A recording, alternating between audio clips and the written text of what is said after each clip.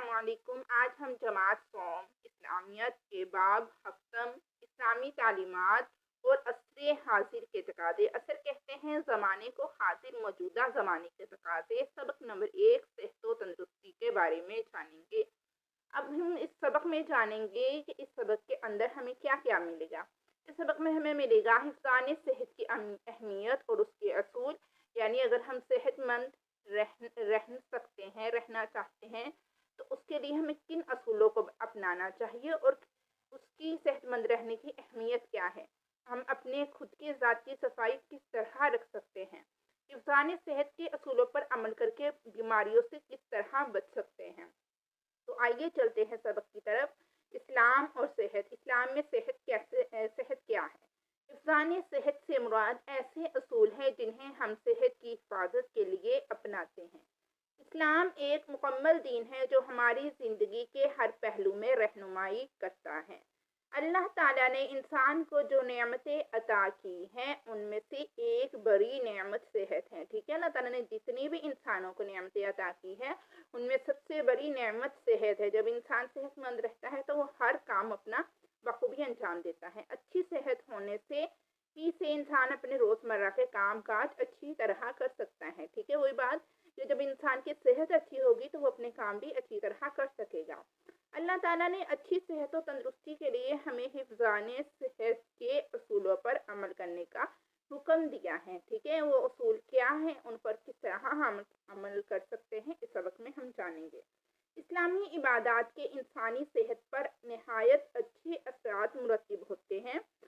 ٹھیک ہے، اب کس طرح اثرات مرتب ہوتے ہیں؟ انسان دن میں بار بار وضو کرنے اور نماز ادا کرنے سے جسمانی اور روحانی پاکیزگی حاصل ہوتی ہے۔ ٹھیک ہے، جب انسان دن میں 5 مرتبہ وضو کرتا ہے تو اس کے سارے جراثیم جو ہے وہ ختم ہو جاتے ہیں، جس کی وجہ سے اس کی جسمانی اور روحانی دونوں طرح اس کو پاکیزگی حاصل ہوتی ہے۔ اسی طرح روزہ رکھنے سے بھی انسان کئی بیماریوں سے بچتا ہے۔ ٹھیک ہے، جب کم کھاتا ہے تو اس کے معدے پر کم بوجھ ہوتا ہے جس کی وجہ سے وہ کئی بیماریوں سے بچتا ہے۔ اسلام میں پاکیزگی، نہانے دھونے، خوشبو لگانے اور صاف ستھرا لباس پہننے کی بہت تاکید کی گئی ہے۔ ٹھیک ہے، ہمیں ہر طرح سے پاک صاف رہنا چاہیے تاکہ جو ہم سے مل رہا ہے، ملاقات کر رہا ہے، اس کو بھی ہم سے کوئی گندگی یا بدبو نہ آئے۔ ارشاد باری تعالیٰ ہے، قرآن پاک میں اللہ تعالیٰ ارشاد فرماتا ہے، بے شک اللہ بہت توبہ قبول کرنے والوں سے محبت فرماتا ہے اور وہ خوب پاکیزگی اختیار کرنے والوں سے محبت فرماتا ہے۔ سورۃ البقرہ آیت 222۔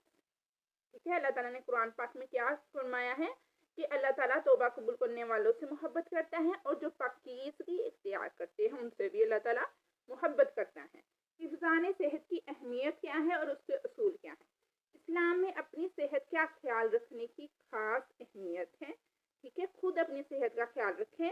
قرآن و حدیث میں کئی مقامات پر ہمیں صاف ستھرا رہنے اور اپنی صحت کا خیال رکھنے کی تلقین کی گئی ہے۔ ٹھیک ہے، قرآن میں بھی اور حدیث میں کئی جگہ انسان کو خود کی صفائی کرنے کا حکم دیا گیا ہے۔ ہمارے نبی حضرت محمد رسول اللہ خاتم النبیین صلی اللہ علیہ وآلہ وسلم خود بھی صحت و صفائی کا ایک بہترین نمونہ ہے۔ ٹھیک ہے، آپ صلی اللہ علیہ وآلہ وسلم نے پہلے خود اس پر عمل کیا، پھر اس سے کرنے کا حکم دیا۔ ٹھیک ہے، آپ صلی اللہ علیہ وآلہ وسلم کی سنت پر عمل کر کے ہم اپنی صحت کو بہتر بنا سکتے ہیں۔ ٹھیک ہے، اب ہم نے کس کو فالو کرنا ہے؟ آپ صلی اللہ علیہ وآلہ وسلم کو، کس طرح وہ اپنی صفائی کرتے تھے اور کس طرح وہ صحت مند رہتے تھے۔ آپ خاتم النبیین صلی اللہ علیہ وآلہ وسلم صفائی ستھرائی اور غسل کا ایک خاص اہتمام فرماتے تھے۔ منہ کی صفائی کے لیے آپ خاتم النبیین صلی اللہ علیہ وآلہ وسلم مسواک کا استعمال کرتے تھے۔ منہ کی صفائی کے لیے آپ کیا کرتے تھے؟ مسواک کا استعمال کرتے تھے۔ مسواک کے بارے میں آپ صلی اللہ علیہ وآلہ وسلم نے فرمایا، مسواک منہ کو پاک کرنے کا ذریعہ اور اللہ کی رضامندی کا سبب ہے۔ ایک تو اس سے کیا ہوتا ہے؟ ہمارا منہ پاک ہوتا ہے، دوسرا اس سے اللہ تعالیٰ خوش ہوتا ہے۔ ابن ماجہ حدیث نمبر 289۔ ٹھیک ہے، فرمان مصطفیٰ صلی اللہ علیہ وآلہ وسلم ہے ترجمہ، تم پر تمہارے جسم کا بھی حق ہے۔ صحیح بخاری کی حدیث ہے 6134۔ آگے ہیں، اسلام نے حفظان صحت کے جو اصول بتائے ہیں، ٹھیک ہے، اب ہمیں پتہ چل گیا اصول کیا ہے، اس سے خود کی صفائی کیسے رکھنی ہے، ہمیں مسواک کرنی ہے، نہانا دھونا ہے، ٹھیک ہے، اس کے علاوہ آگے ہم پڑھتے ہیں۔ ان پر عمل کرنے سے ہماری صحت بہتر ہوتی ہے، جبکہ ان کی خلاف ورزی کرنے سے اور ان سے غفلت برتنے سے صحت پر برا اثر پڑتا ہے، ٹھیک ہے۔ اگر ہم حفظان صحت کے اصولوں پر عمل کریں گے تو ہماری صحت اچھی ہوگی، اگر ہم ان کو اگنور کریں گے تو ہماری صحت پر برا اثر ہوگا۔ مثال کے طور پر اگر ہم دانتوں کی صفائی اور مسواک کرنا چھوڑ دیں تو ہمارے دانت اور مسورے خراب ہو جائیں گے۔ صرف یہی نہیں، اس سے ہمارے گلے میں بھی سوزش پیدا ہو جائے گی، ٹھیک ہے۔ دانت تو ہمارے خراب ہوں گے اور لیکن گلے میں بھی سوزش ہوگی، جس سے ہمارے اندرونی مسائل پیدا ہوں گے۔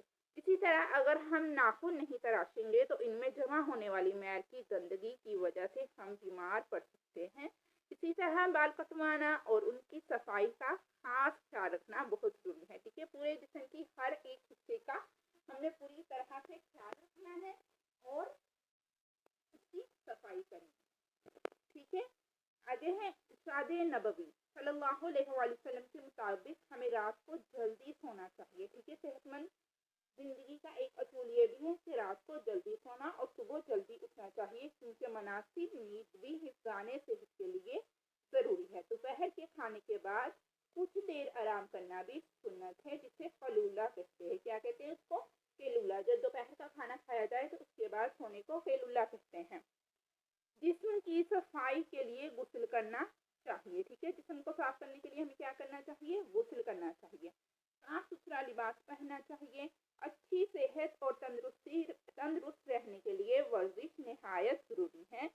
ایسے کھیل کھیلنے چاہیے جن میں جسمانی ورزش بھی ہو، مثلا فٹ بال، ہاکی، کرکٹ، دوڑ، تیراکی وغیرہ، ٹھیک ہے۔ اس سے ہماری جسمانی ورزش بھی ہوگی اور ہماری کھیل بھی ہو جائے گی۔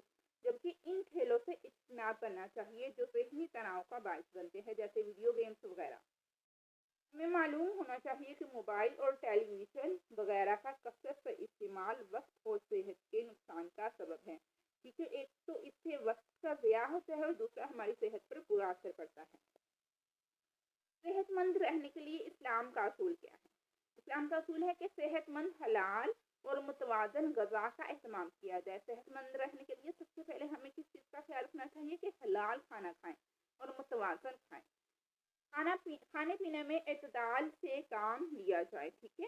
کھانے پینے میں درمیانہ روی اختیار کی جائے، نہ بہت زیادہ کھایا جائے کہ ہم سے چلا پھرا بھی نہ جا سکے اور نہ اتنا کم کھایا جائے کہ ہمیں کمزوری ہو جائے، درمیانہ روی میں کھایا جائے۔